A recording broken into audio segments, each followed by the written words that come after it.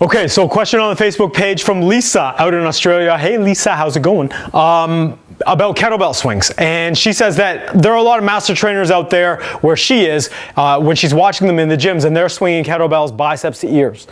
So like doing one of these all the way up. And then she says, well, Chris, I've been watching your videos and when you swing them, you go right out to your chest, but you don't go any higher than that. And so what's the reason for it?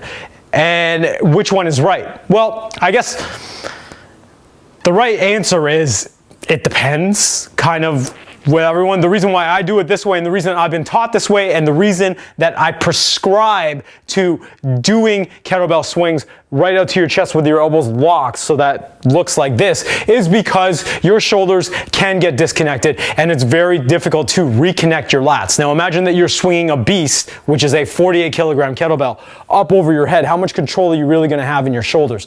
The thing that you'll notice is that when I bring my hands up like this, my shoulders start to hike up a little bit. So, and I've got pretty good mobility, thoracic mobility in my upper back, but you get that disconnection every time you bring your arms up to this point if you're not really connected. Now think about swinging your kettlebell maybe by rep 20 or rep 30 or rep 55 or even rep 100. How much control or how much stability are you going to have if you're swinging your kettlebell overhead with that amount of reps? So this is why in hardstyle, which is the school that I prescribe to or subscribe to, and which is why I'm certified under Strong First level 2, baby, because we like to make sure that we stay connected in our lats, and we can do that and maximize staying connected in our lats by just swinging the kettlebell up to chest level. Now, the other thing with swinging your kettlebell to chest level is that you direct that energy horizontally, whereas with the snatch, we direct it vertically, and that's why it's a snatch, and we do it with one arm.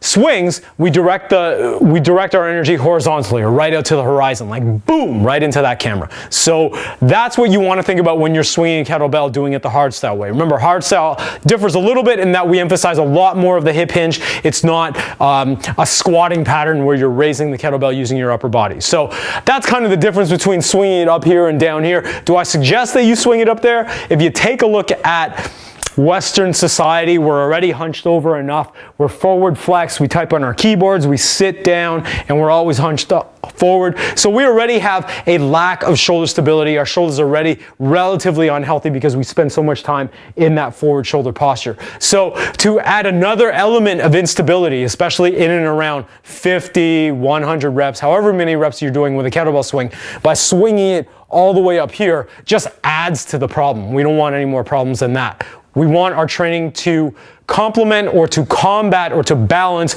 whatever it is that we do in everyday life. And so if we're constantly forward hunch, we want to limit the amount of shoulder instability that we put ourselves in when we are training. And we want, so if you're swinging, keep it right to there. So no higher than that, making sure that you're rooting into the ground.